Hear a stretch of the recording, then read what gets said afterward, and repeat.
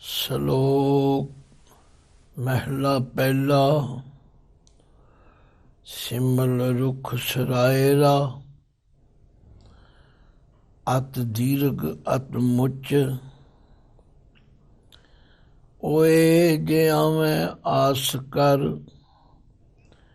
ਜਾਹੇ ਨਿਰਾਸੇ ਕਿਤ। ਫਲ ਫਿੱਕੇ ਫੁੱਲ ਬਕ ਬਕੇ, ਕੰਮ ਨਾ ਆਵੇਂ ਪਤ। ਮਿੱਠਤ ਨੀਵੀਂ ਨਾਨਕਾ, ਗੁਣ ਚੰਗਿਆਈਆਂ ਤਤ। ਸਭ ਕੋ ਨਿਵੈ ਆਪ ਕੋ, ਪਰ ਕੋ ਨਿਵੈ ਨ ਕੋਇ।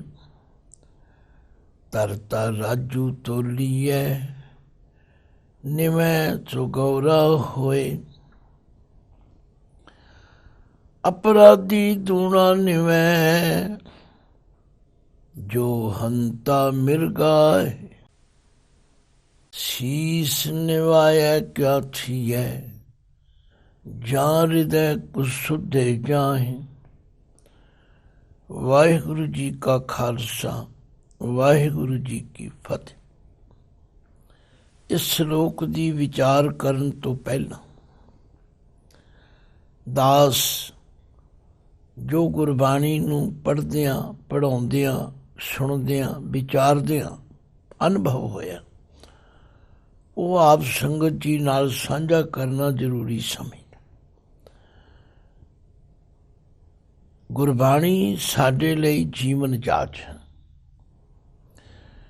ਗੁਰਬਾਣੀ ਦੁਆਰਾ ਸਾਨੂੰ ਜੀਵਨ ਜਿਉਣ ਦਾ ਢੰਗ ਦੱਸਿਆ ਜਾਂਦਾ। ਧੰਨ ਸਨ ਉਹ ਗੁਰਸਿੱਖ ਜਿਹੜੇ ਗੁਰਬਾਣੀ ਨੂੰ ਆਪਣੇ ਜੀਵਨ ਦਾ ਆਧਾਰ ਬਣਾਉਂਦੇ ਸਨ, ਕਿਉਂਕਿ ਗੁਰੂ ਅਰਜਨ ਦੇਵ ਪਾਤਸ਼ਾਹ ਨੇ ਫਰਮਾਇਆ, ਮੈਂ ਗੁਰਬਾਣੀ ਆਧਾਰ ਹੈ, ਗੁਰਬਾਣੀ ਲਾਗ ਰਹਾਉ। ਅੱਜ ਐਸਾ ਪ੍ਰਤੀਤ ਹੁੰਦਾ ਕਿ ਨਾ ਤਾਂ ਗੁਰਬਾਣੀ ਸਾਡਾ ਆਧਾਰ ਰਹੀ ਤੇ ਨਾ ਅਸੀਂ ਗੁਰਬਾਣੀ ਨਾਲ ਲੱਗੇ। ਖਿਮਾ ਕਰਨਾ ਇਹ ਬਹੁਤ ਵੱਡੀ ਗੱਲ ਹੈ ਤੇ ਕਈਆਂ ਨੂੰ ਦੁਖਦਾਈ ਵੀ ਲੱਗੇ ਸਾਡੇ ਬਾਰੇ ਕਿਹਾ ਜਾ ਰਿਹਾ। ਪਰ ਹਾਂ, ਜਿਹੋ ਜਿਹਾ ਸਾਡਾ ਕਿਰਦਾਰ ਹੈ, ਜੋ ਅਸੀਂ ਕਰ ਰਹੇ ਹਾਂ, ਉਸ ਤੋਂ ਤਾਂ ਐਸਾ ਹੀ ਪ੍ਰਤੀਤ ਹੋ ਰਿਹਾ। ਨਾ ਸਾਡੇ ਵਿੱਚ ਨਿਮਰਤਾ ਹੈ, ਨਾ ਸਾਡੇ ਵਿੱਚ ਮਿਠਾਸ ਹੈ, ਨਾ ਸਾਡੇ ਵਿੱਚ ਵਿਚਾਰ ਕਰਨ ਦੀ ਉਹ ਭਾਵਨਾ ਰਹੀ ਹੈ। ਤੋ ਜੇ ਗੁਰਬਾਣੀ ਜੀਵਨ ਆਧਾਰ ਬਣ ਜਾਂਦੀ ਤੇ ਐਸਾ ਨਹੀਂ ਸੀ ਹੁੰਦਾ। ਸਿੱਧਾਂ ਦੇ ਸਿੱਧ ਗੋਸ਼ਟ ਵਿੱਚ ਮੈਂ ਸਵਾਲ ਪੜ੍ਹੇ ਨੇ। ਉਹਨਾਂ ਨੇ ਇੱਕ ਬਾਤ ਕਹੀ ਕਿ ਰੋਸ ਨਾ ਕੀਜੈ ਉੱਤਰ ਦੀਜੈ। ਜੇ ਸਾਡੇ ਤੇ ਕੋਈ ਸਵਾਲ ਕਰਦਾ ਹੈ ਤੇ ਸਾਨੂੰ ਗੁੱਸਾ ਨਹੀਂ ਕਰਨਾ ਚਾਹੀਦਾ, ਬਲਕਿ ਧੀਰਜ ਨਾਲ ਉਹਦੀ ਗੱਲ ਸੁਣਨੀ ਚਾਹੀਦੀ। ਜੇ ਸਾਨੂੰ ਉਹਦਾ ਉੱਤਰ ਆਉਂਦਾ ਤੇ ਦਿਓ, ਨਹੀਂ ਆਉਂਦਾ ਤੇ ਹੱਥ ਜੋੜ ਦਿਓ। ਮੇਰਾ ਕਹਿਣ ਦਾ ਮਤਲਬ, ਗੁਰਬਾਣੀ ਦਾ ਇੱਕ ਇੱਕ ਅੱਖਰ ਸਾਡੇ ਲਈ ਜੀਵਨ ਜਾਚ। ਇਹ ਸ਼ਲੋਕ ਧੰਨ ਗੁਰੂ ਨਾਨਕ ਦੇਵ ਜੀ ਦੇ ਮੁਖਾਰਬਿੰਦ ਤੋਂ ਉਚਾਰਨ ਕੀਤਾ ਹੋਇਆ, ਜਿਸ ਦਾ ਪਾਠ ਆਪ ਜੀ ਨੇ ਸ਼ਰਵਣ ਕੀਤਾ। ਬਹੁਤ ਸਾਰੀਆਂ ਸੰਗਤਾਂ ਨੂੰ ਇਹ ਜ਼ਬਾਨੀ ਯਾਦ ਵੀ, ਔਰ ਬਹੁਤ ਸਾਰੇ ਪ੍ਰੇਮੀ ਇਹਨਾਂ ਪੰਕਤੀਆਂ ਨੂੰ ਪ੍ਰਮਾਣ ਦੇ ਤੌਰ ਤੇ ਵੀ ਵਰਤਦੇ। ਕਈ ਸੰਪਰਦਾਈ ਟੀਕਾਕਾਰਾਂ ਨੇ ਹਰ ਸ਼ਲੋਕ ਦਾ ਕੋਈ ਨਾ ਕੋਈ ਉਥਾਨਕਾ ਲਿਖੀ। ਇਸ ਸ਼ਲੋਕ ਬਾਰੇ ਵੀ ਕਿਹਾ ਹੈ ਕਿ ਜਦੋਂ ਸ੍ਰੀ ਗੁਰੂ ਨਾਨਕ ਦੇਵ ਜੀ ਮਹਾਰਾਜ ਕਰਤਾਰਪੁਰ ਵਿੱਚ ਵਾਸ ਕਰਦੇ ਸਨ, ਉੱਥੇ ਇੱਕ ਐਸਾ ਸਾਧੂ ਆ ਗਿਆ ਜਿਹਦਾ ਬੜਾ ਲੋਕਾਂ ਤੇ ਪ੍ਰਭਾਵ ਸੀ। ਪਰ ਜਦੋਂ ਕੁਝ ਸਿਆਣੇ ਬੰਦਿਆਂ ਨੇ ਨੇੜੇ ਹੋ ਕੇ ਦੇਖਿਆ ਤੇ ਉਹਦੇ ਪੱਲੇ ਕੱਖ ਨਹੀਂ ਸੀ। ਦਿਖਾਵਾ ਬਹੁਤ ਸੀ, ਉਹਦੇ ਨੇੜੇ ਚੇਲੇ ਚਾਟੜੇ ਬਹੁਤ ਸਨ, ਪਰ ਪੱਲੇ ਕੁਝ ਨਹੀਂ ਸੀ। ਉਹ ਜਗਿਆਸੂ ਧੰਨ ਗੁਰੂ ਨਾਨਕ ਦੇਵ ਪਾਤਸ਼ਾਹ ਜੀ ਕੋਲ ਆ ਕੇ ਕਹਿਣ ਲੱਗੇ, ਮਹਾਰਾਜ ਇਹ ਸਾਧੂ ਪਖੰਡੀ ਤੇ ਹੈ, ਦੰਭੀ ਤੇ ਹੈ, ਪਰ ਨੇੜੇ ਹੋ ਕੇ ਦੇਖਿਆ ਇਹਦੇ ਪੱਲੇ ਕੁਝ ਨਹੀਂ। ਸੱਚੇ ਪਾਤਸ਼ਾਹ ਨੇ ਉਸ ਸਾਧੂ ਦੇ ਪਖੰਡ ਪ੍ਰਥਾਏ ਗੱਲ ਕਰਦਿਆਂ ਸਾਨੂੰ ਸਾਰਿਆਂ ਨੂੰ ਵੀ ਸਿੱਖਿਆ ਦਿੱਤੀ। ਪਹਿਲਾਂ ਅੱਖਰੀ ਅਰਥ ਸਮਝਣੇ ਜ਼ਰੂਰੀ ਨੇ। ਸਿਮਲ ਰੁੱਖ ਸਰਾਏਰਾ, ਸਿਮਲ ਦਾ ਇੱਕ ਰੁੱਖ ਹੈ ਜਿਹਨੂੰ ਛਾਲਮਲ ਵੀ ਕਹਿੰਦੇ, ਛਾਲਮਲ ਵੀ ਕਹਿੰਦੇ, ਛਾਲਮਲੀ ਵੀ ਕਹਿੰਦੇ। ਸੰਸਕ੍ਰਿਤ ਵਿੱਚ ਇਹਨੂੰ ਛਾਲਮਲੀ ਕਹਿੰਦੇ ਨੇ, ਪੰਜਾਬੀ ਵਿੱਚ ਇਹਨੂੰ ਸਿਮਲ ਕਹਿੰਦੇ। ਇਹ ਰੁੱਖ ਸਰਾਇਰਾ, ਸਰਾਇਰਾ ਤੋਂ ਭਾਵ ਹੈ ਬੜਾ ਸਿੱਧਾ, ਲੰਬਾ। ਅਤ ਦੀਰਘ ਅਤ ਮੁੱਚ, ਇਹਦਾ ਆਕਾਰ ਵੀ ਬਹੁਤ ਵੱਡਾ ਮੋਟਾ ਹੈ ਤੇ ਉੱਚਾ ਲੰਮਾ ਵੀ ਬਹੁਤ। ਓਏ ਜੇ ਆਵੇਂ ਆਸ ਕਰ ਜਾਹੇ ਨਿਰਾਸੇ ਕਿਤ। ਹੁਣ ਉਸ ਦਰਖਤ ਨੂੰ ਉੱਚਾ ਲੰਮਾ ਸੋਹਣਾ ਦੇਖ ਕੇ ਜਿਹੜੇ ਪੰਛੀ ਉਹਦੇ ਉੱਤੇ ਆਉਂਦੇ ਨੇ ਇਹ ਆਸ ਕਰਕੇ ਕਿ ਦਰਖਤ ਬਹੁਤ ਵੱਡਾ ਹੈ, ਬੜਾ ਉੱਚਾ ਹੈ ਤੇ ਸਾਨੂੰ ਇੱਥੋਂ ਕੁਝ ਖਾਣ ਨੂੰ ਮਿਲੇ, ਪਰ ਉੱਥੇ ਉਹਨਾਂ ਨੂੰ ਕੱਖ ਨਹੀਂ ਮਿਲਦਾ। ਜਾਹੇ ਨਿਰਾਸੇ ਕਿਤ, ਉਹ ਫਿਰ ਨਿਰਾਸ਼ ਹੋ ਕੇ ਉੱਥੋਂ ਚਲੇ ਜਾਂਦੇ। ਸੱਚਮੁੱਚ ਇਸੇ ਤਰ੍ਹਾਂ ਜਿਹੜੇ ਦੰਭੀ ਤੇ ਪਖੰਡੀ ਬੰਦੇ ਨੇ, ਜਿਨ੍ਹਾਂ ਦਾ ਬਾਹਰਲਾ ਅਡੰਬਰ ਬਹੁਤ ਵੱਡਾ ਹੈ ਔਰ ਅੰਦਰ ਆਤਮ ਗਿਆਨ ਦੀ ਕੋਈ ਸੋਝੀ ਨਹੀਂ ਹੈ, ਇਹ ਮਨੁੱਖ ਉਸ ਬ੍ਰਿਛ ਵਰਗੇ। ਕਬੀਰ ਜੀ ਨੇ ਬੜਾ ਖੂਬਸੂਰਤ ਇੱਕ ਸ਼ਲੋਕ ਲਿਖਿਆ, ਕਬੀਰ ਸਿੱਖ ਸਾਖਾ ਬਹੁਤੇ ਕੀਏ, ਕੇਸ਼ੋ ਕੀਓ ਨ ਮੀਤ, ਚਾਲੇ ਥੇ ਹਰ ਮਿਲਣ ਕੋ, ਬੀਚੈ ਅਟਕਿਓ ਚੀਤ। ਇਹ ਲੋਕ ਸਾਧੂ ਤੇ ਇਸ ਲਈ ਬਣਦੇ ਨੇ ਕਿ ਅਸੀਂ ਪਰਮਾਤਮਾ ਨੂੰ ਮਿਲਣਾ, ਪਰ ਰਸਤੇ ਵਿੱਚ ਹੀ ਫਸ ਜਾਂਦੇ ਨੇ। ਚੇਲੇ ਚੇਲੀਆਂ ਬਣਾ ਲਏ, ਬੜਾ ਖਲਾਰਾ ਕਰ ਲਿਆ, ਹੌਲੀ ਹੌਲੀ ਅਮੀਰੀ ਆ ਗਈ, ਲੰਮੀਆਂ ਵੱਡੀਆਂ ਕਾਰਾਂ ਹੋ ਗਈਆਂ, ਰਹਿਣ ਸਹਿਣ ਲਈ ਬੜੇ ਆਲੀਸ਼ਾਨ ਮੰਦਰ ਤੇ ਸੁਖਦਾਈ ਚੀਜ਼ਾਂ। ਹੁਣ ਉਹ ਅਮੀਰ ਬਣ ਗਏ, ਪਰ ਬਣੇ ਕਿਵੇਂ? ਲੋਕਾਂ ਦੇ ਪੈਸੇ ਨਾਲ। ਤੇ ਲੋਕਾਂ ਦੇ ਪੈਸੇ ਕਿਵੇਂ ਲੁੱਟੇ? ਦਿਖਾਵੇ ਨਾਲ। ਪਰ ਜੀਵਨ ਵਾਲੇ ਪਾਸਿਓਂ ਬਿਲਕੁਲ ਖਾਲੀ ਰਹੇ। ਸੱਚਮੁੱਚ ਜਿੰਨੇ ਅੱਜ ਸਾਧਾਂ ਦੇ, ਡੇਰਿਆਂ ਦੇ, ਜਾਇਦਾਦਾਂ ਲਈ ਮੁਕੱਦਮੇ ਚੱਲ ਰਹੇ ਨੇ, ਇਹਨੇ ਸ਼ਾਇਦ ਗ੍ਰਸਤੀਆਂ ਦੇ ਨਾ ਚੱਲ ਰਹੇ। ਤੋ ਗੁਰੂ ਨਾਨਕ ਪਾਤਸ਼ਾਹ ਕਹਿੰਦੇ ਨੇ ਇਹਨਾਂ ਲੋਕਾਂ ਦੀ ਹਾਲਤ ਬਿਲਕੁਲ ਉਸ ਸਿਮਲ ਰੁੱਖ ਵਰਗੀ। ਸਿਮਲ ਰੁੱਖ ਸਰਾਏਰਾ, ਅਤ ਦੀਰਘ ਅਤ ਮੁੱਚ। ਓਏ ਜੇ ਆਵੇਂ ਆਸ ਕਰ, ਜਿਹੜੇ ਪੰਛੀ ਇਹ ਆਸ ਲੈ ਕੇ ਬਈ ਦਰਖਤ ਬਹੁਤ ਵੱਡਾ ਹੈ, ਬੜਾ ਉੱਚਾ ਹੈ, ਬੜਾ ਮੋਟਾ ਹੈ, ਇੱਥੋਂ ਸਾਨੂੰ ਕੁਝ ਖਾਣ ਨੂੰ ਮਿਲੇ, ਇਹੋ ਜਿਹੇ ਦੰਬੀਆਂ ਪਖੰਡੀਆਂ ਦੇ ਅਡੰਬਰ ਵੇਖ ਕੇ ਕਈ ਭੋਲੇ ਭਾਲੇ ਉੱਥੇ ਆਤਮ ਗਿਆਨ ਲੈਣ ਵਾਸਤੇ ਪਹੁੰਚ ਜਾਂਦੇ। ਪਰ ਜਦੋਂ ਉਹਨਾਂ ਦਾ ਦੰਭ ਪਖੰਡ ਵੇਖਦੇ ਫਿਰ ਜਾਹੇ ਨਿਰਾਸੇ ਕਿਤ, ਨਿਰਾਸ਼ ਹੋ ਕੇ, ਉਹਨਾਂ ਦੀ ਕੋਈ ਆਸ ਪੂਰੀ ਨਹੀਂ ਹੁੰਦੀ, ਫਿਰ ਉਹ ਕਿਧਰੇ ਜਾਂਦੇ। ਭਾਵ ਉਹਨਾਂ ਨੂੰ ਜਿਸ ਆਸ ਨਾਲ ਆਏ ਸੀ ਉਹ ਆਸ ਪੂਰੀ ਨਹੀਂ, ਫਿਰ ਉਹ ਵਿਚਾਰੇ ਪਛਤਾਉਂਦੇ ਹਨ, ਕਿਉਂਕਿ ਉਹਨਾਂ ਦਾ ਅਸਲਾ ਜਿਹੜਾ ਉਹ ਇਹ ਹੈ ਕਿ ਫਲ ਫਿੱਕੇ ਫੁੱਲ ਬਕ ਬਕੇ, ਕੰਮ ਨਾ ਆਵੇਂ ਪੱਤ। ਹੁਣ ਉਹਨਾਂ ਦੇ ਫੁੱਲ ਵੀ ਫਿੱਕੇ, ਉਹਨਾਂ ਦੇ ਫੁੱਲ ਵੀ ਬਕ ਬਕੇ। ਕਹਿਣ ਦਾ ਮਤਲਬ ਉਹ ਅਸਲੀਅਤ ਨਹੀਂ ਹੈ, ਤੇ ਉਹਨਾਂ ਦੇ ਕੰਮ ਨਾ ਆਵੇਂ ਪੱਤ, ਕੋਈ ਦਿਖਾਵਾ ਕਿਸੇ ਕੰਮ ਨਹੀਂ। ਹੁਣ ਇੱਕ ਗ੍ਰਾਮੈਟਿਕਲੀ ਨੋਟ ਕਰੋ, ਇੱਥੇ ਪੱਤ ਤੱਤਾ ਮੁਕਤਾ। ਦਾਸ ਹਮੇਸ਼ਾ ਬੇਨਤੀ ਕਰਦਾ ਕਿ ਗੁਰਬਾਣੀ ਵਿੱਚ ਪੱਤ 3 ਰੂਪਾਂ ਵਿੱਚ ਆਉਂਦਾ। ਇੱਕ ਪੱਤ ਆਉਂਦਾ ਤੱਤੇ ਨੂੰ ਸਿਹਾਰੀ ਨਾਲ, ਇੱਕ ਪੱਤ ਆਉਂਦਾ ਤੱਤੇ ਨੂੰ ਔਂਕੜ ਨਾਲ, ਇੱਕ ਪੱਤ ਆਉਂਦਾ ਤੱਤਾ ਮੁਕਤਾ। ਉਚਾਰਨ ਤਿੰਨਾਂ ਦਾ ਪੱਤ ਹੈ। ਜਿਹੜਾ ਪੱਤ ਤੱਤੇ ਨੂੰ ਸਿਹਾਰੀ ਵਾਲਾ ਹੈ, ਉਹਦੇ 2 ਅਰਥ ਅਸੀਂ ਕਰਦੇ ਹਾਂ ਪ੍ਰਕਰਨ ਮੁਤਾਬਕ, ਜਾਂ ਇੱਜ਼ਤ ਲਈ ਜਾਂ ਪਤੀ ਲਈ।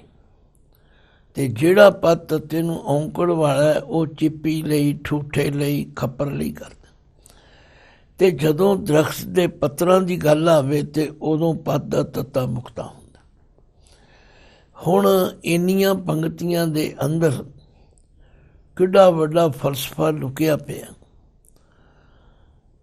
ਮਹਾਰਾਜ ਨੇ ਸਿਮਲ ਰੁੱਖ ਦੀ ਮਿਸਾਲ ਦੇ ਕੇ ਸਮਝਾਇਆ, ਭਈ ਦੇਖਣ ਨੂੰ ਉਹ ਰੁੱਖ ਬੜਾ ਸਿੱਧਾ, ਬੜਾ ਉੱਚਾ, ਬੜਾ ਮੋਟਾ ਦਿਖਾਈ ਦਿੰਦਾ ਹੈ, ਪਰ ਉਹਦੇ ਪੱਲੇ ਕੁਝ ਨਹੀਂ। ਸਿਮਲ ਨਾਮ ਦਾ ਇੱਕ ਰੁੱਖ ਹੈ ਜਿਹਦੇ ਫੁੱਲ ਬੜੇ ਸੋਹਣੇ ਹੁੰਦੇ ਨੇ, ਉਹਨਾਂ ਵਿੱਚੋਂ ਇੱਕ ਤਰ੍ਹਾਂ ਦੀ ਰੂਈ ਨਿਕਲਦੀ। ਕਈ ਲੋਕਾਂ ਨੇ ਸਿਮਲ ਦੀ ਰੂਈ ਨਾਲ ਸਿਰਹਾਣੇ, ਤਲਾਈਆਂ, ਰਜਾਈਆਂ ਵੀ ਭਰਾਈਆਂ ਹੁੰਦੀਆਂ, ਪਰ ਮਹਾਰਾਜ ਕਹਿੰਦੇ ਨੇ ਉਹਨਾਂ ਦੇ ਪੱਲੇ ਕੱਖ ਨਹੀਂ। ਹੁਣ ਇਸ ਨੁਕਤੇ ਨੂੰ ਫਿਰ ਖੋਲ੍ਹਦੇ ਨੇ, ਕਹਿੰਦੇ ਨੇ ਮਿੱਠਤ ਨੀਵੀਂ ਨਾਨਕਾ, ਗੁਣ ਚੰਗਿਆਈਆਂ ਤੱਤ। ਜਿਹੜੀ ਮਿੱਠਤ ਮਿਠਾਸ ਹੈ ਤੇ ਨੀਵੀਂ ਨਿਮਰਤਾ ਹੈ, ਨਾਨਕਾ, ਇੱਥੇ ਨਾਨਕਾ ਦੇ ਕੱਕੇ ਨੂੰ ਕੰਨਾ ਆਇਆ। ਅਰਥ ਤੇ ਉਹੀ ਨੇ ਨਾਨਕ ਜੀ ਫਰਮਾਉਂਦੇ ਹਨ। ਜਿਹੜੀ ਮਿਠਾਸ ਹੈ, ਨਿਮਰਤਾ, ਉਹ ਸਾਰੀਆਂ ਗੁਣਾਂ ਤੇ ਚੰਗਿਆਈਆਂ ਦਾ ਤੱਤ ਨਿਚੋੜ ਹੈ। ਕਈ ਵਿਦਵਾਨਾਂ ਨੇ ਇੱਥੇ ਬੇਰੀ ਦੀ ਮਿਸਾਲ ਦਿੱਤੀ ਹੈ।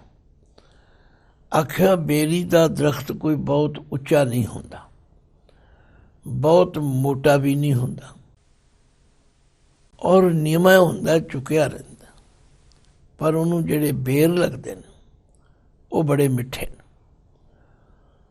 ਨੀਵੀਂ ਤੋਂ ਭਾਵ ਨਿਮਰਤਾ, ਮਿੱਠਤ ਤੋਂ ਭਾਵ ਮਿਠਾਸ। ਕੋਈ ਜ਼ਰੂਰੀ ਨਹੀਂ ਕਿ ਬਹੁਤਾ ਉੱਚਾ ਹੀ ਹੋਵੇ। ਭਾਈ ਗੁਰਦਾਸ ਜੀ ਨੇ ਤੇ ਕਮਾਲ ਦੀਆਂ ਮਿਸਾਲਾਂ ਦਿੱਤੀਆਂ। ਆਖਿਆ ਜਿਹੜਾ ਨੀਵਾਂ ਹੁੰਦਾ, ਅਸੀਂ ਛੋਟੇ ਹੁੰਦਿਆਂ ਤੋਂ ਸੁਣਦੇ ਆਏ ਹਾਂ, ਫਲ ਨੀਵਿਆਂ ਰੁੱਖਾਂ ਨੂੰ ਲੱਗਦੇ, ਉੱਚਾ ਹੋ ਕੇ ਮਾਰਿਆ ਗਿਓ। ਤੋ ਗੱਲ ਕੀ ਗੁਰੂ ਨਾਨਕ ਪਾਤਸ਼ਾਹ ਨੇ ਇੱਕ ਨਿਚੋੜ ਕਰ ਦਿੱਤਾ। ਸਿਮਲ ਰੁੱਖ ਸਰਾਇਰਾ, ਅਤ ਦੀਰਘ ਅਤ ਮੁੱਚ। ਓਏ ਜੇ ਆਵੇਂ ਆਸ ਕਰ, ਜਾਹੇ ਨਿਰਾਸੇ ਕਿਤ। ਫਲ ਫਿੱਕੇ ਫੁੱਲ ਬਕ ਬਕੇ, ਕੰਮ ਨਾ ਆਵੇਂ ਪੱਤ। ਮਿੱਠਤ ਨੀਵੀਂ ਨਾਨਕਾ, ਗੁਣ ਚੰਗਿਆਈਆਂ ਤੱਤ। ਪਰ ਸਾਧ ਸੰਗਤ, ਜਿਹੜੇ ਲੋਕ ਸਿਰਫ ਕਿੰਤੂ ਪਰੰਤੂ ਕਰਨ ਦੇ ਆਦੀ ਨੇ, ਉਹ ਇਹਦੇ ਉੱਤੇ ਵੀ ਕਈ ਤਰ੍ਹਾਂ ਦੇ ਸਵਾਲ ਕਰਦੇ ਨੇ। ਕਹਿੰਦੇ ਨੇ ਜੀ ਸਿਰਫ ਨਿਮਣਾ ਹੀ ਚੰਗਾ, पातशाह कहते देखो, सब को निमय आप को, पर को निमय न कोई। आम तौर ते लोगों का सुभाव है, मैं तो इत्थे तक ही समझिया सी कि ਉਹ ਦੂਜਿਆਂ ਨੂੰ ਆਪਣੇ ਅੱਗੇ ਨਿਮਾਉਣ ਵਾਸਤੇ ਨਿਮਦੇ ਹਨ, ਪਰ ਜਿਉਂ-ਜਿਉਂ ਇਹਦੀ ਡੂੰਘੀ ਵਿਚਾਰ ਕੀਤੀ, ਇਹਦਾ ਅਰਥ ਇਉਂ ਸਮਝ ਆਇਆ ਕਿ ਸਭ ਆਪਣੇ ਸਵਾਰਥ ਲਈ ਨਿਮਦੇ, ਦੂਜਿਆਂ ਨੂੰ ਨਿਮਾਉਣ ਵਾਸਤੇ ਨਿਮਦੇ। ਪਰ ਕੋ ਨਿਮੈ ਨ ਕੋਏ, ਪਰ ਕੋ ਦਾ ਮਤਲਬ ਦੂਜੇ ਕਿਸੇ ਨੂੰ ਨਹੀਂ ਨਿਮਦੇ, ਭਾਵ ਆਪਣੇ ਸਵਾਰਥ ਲਈ ਨਿਮਦੇ, ਤਥਾ ਦੂਜਿਆਂ ਨੂੰ ਆਪਣੇ ਅੱਗੇ ਨਿਮਾਉਣ ਲਈ ਨਿਮਦੇ ਹਨ। ਮੰਨ ਲਓ ਜੇ ਤੁਸੀਂ ਕਿਸੇ ਅੱਗੇ ਹੱਥ ਜੋੜੋਗੇ ਤੇ ਭਾਵਨਾ ਕੀ ਹੈ ਵੀ ਉਹ ਵੀ ਜੋੜੇ। ਇਹ ਠੀਕ ਹੈ, ਸਾਡਾ ਸਲੀਕਾ ਹੈ, ਤਰੀਕਾ ਹੈ, ਐਟੀਕੇਟ ਹੈ ਕਿ ਇੱਕ ਦੂਜੇ ਨੂੰ ਮਿਲਣ ਲੱਗਿਆਂ ਕੋਈ ਨਮਸਤੇ ਕਹੇ, ਕੋਈ ਰਾਮ ਰਾਮ ਕਹੇ, ਕੋਈ ਵਾਲੇਕਮ ਸਲਾਮ ਕਹੇ, ਕੋਈ ਫਤਿਹ ਬੁਲਾਏ। ਇਹ ਮਰਿਆਦਾ ਹੈ। ਪਰ ਜਿਹੜੇ ਲੋਕ ਆਪਣੇ ਸਵਾਰਥ ਲਈ ਨਿਮਦੇ, ਸਭ ਕੋ ਨਿਮੈ ਆਪ ਕੋ, ਪਰ ਕੋ ਨਿਮੈ ਨ ਕੋਏ। ਪਰ ਮਹਾਰਾਜ ਕਹਿੰਦੇ ਨੇ ਫਿਰ ਵੀ ਇਹ ਤਾਂ ਸਾਨੂੰ ਮੰਨਣਾ ਪਵੇਗਾ ਕਿ ਧਰਤਾ ਰਾਜੂ ਤੋਲੀਐ, ਨਿਮੈ ਤੋਂ ਗੌਰਾ ਹੋਏ। ਤਾਂ ਰਾਜੂ ਕਹਿੰਦੇ ਨੇ ਤਕੜੀ, ਤਕੜੀ ਉੱਤੇ ਜਿਹੜੀ ਚੀਜ਼ ਨੂੰ ਧਰ ਕੇ ਆਪਾਂ ਤੋਲੀਏ, ਜਿਹੜਾ ਪਲੜਾ ਨਿਵੇਗਾ ਅਸੀਂ ਉਸਨੂੰ ਭਾਰਾ ਕਹਾਂਗੇ। ਨਿਮੈ ਸੋ ਗੌਰਾ ਹੋਏ, ਗੌਰਾ ਦਾ ਮਤਲਬ ਭਾਰੀ। ਜਿਹੜਾ ਪਲੜਾ ਨਿਵੇਗਾ ਉਹਨੂੰ ਅਸੀਂ ਭਾਰੀ ਸਮਝਦੇ। ਤੋ ਗੱਲ ਕੀ, ਨਿਮਣਾ ਮਾੜੀ ਗੱਲ ਨਹੀਂ ਹੈਗੀ, ਪਰ ਮਹਾਰਾਜ ਉਹਨੂੰ ਫਿਰ ਖੋਲ੍ਹਦੇ ਨੇ। ਕਹਿੰਦੇ ਨੇ ਅਪਰਾਧੀ ਧੂਣਾ ਨਿਮੈ, ਜੋ ਹੰਤਾ ਮਿਰਗਾਹੇ। ਅਪਰਾਧੀ ਦਾ ਮਤਲਬ ਹੈ ਗੁਨਾਹਗਾਰ, ਜਿਸ ਦੇ ਅੰਦਰ ਕੁਝ ਹੋਰ ਤੇ ਬਾਹਰ ਹੋਰ। ਮਿਸਾਲ ਦਿੱਤੀ, ਜਿਸ ਤਰ੍ਹਾਂ ਹਿਰਨ ਦਾ ਸ਼ਿਕਾਰ ਕਰਨ ਵਾਲਾ ਜਿਹੜਾ ਸ਼ਿਕਾਰੀ ਹੈ, ਉਹ ਜਦੋਂ ਨਿਸ਼ਾਨਾ ਲਾਉਂਦਾ ਹੈ, ਗੋਲੀ ਦਾ ਜਾਂ ਤੀਰ ਦਾ ਨਿਸ਼ਾਨਾ ਲਾਉਂਦਾ ਹੈ ਤੇ ਚੁੱਕ ਚੁੱਕ ਕੇ ਲਾਉਂਦਾ।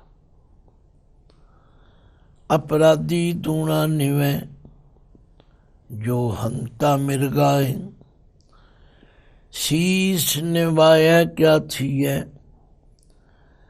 ਜਾਂ ਹਿਰਦੈ ਕਸੁੱਧੇ ਜਾਏ। ਆਖਿਆ ਸਿਰਫ ਸਿਰ ਨਿਵਾਉਣ ਨਾਲ ਕੀ ਹੋਵੇਗਾ ਜੇ ਹਿਰਦੇ ਵਿੱਚ ਖੋਟ ਹੋਵੇ। ਗੱਲ ਕੀ, ਮਹਾਰਾਜ ਨੇ ਸਾਨੂੰ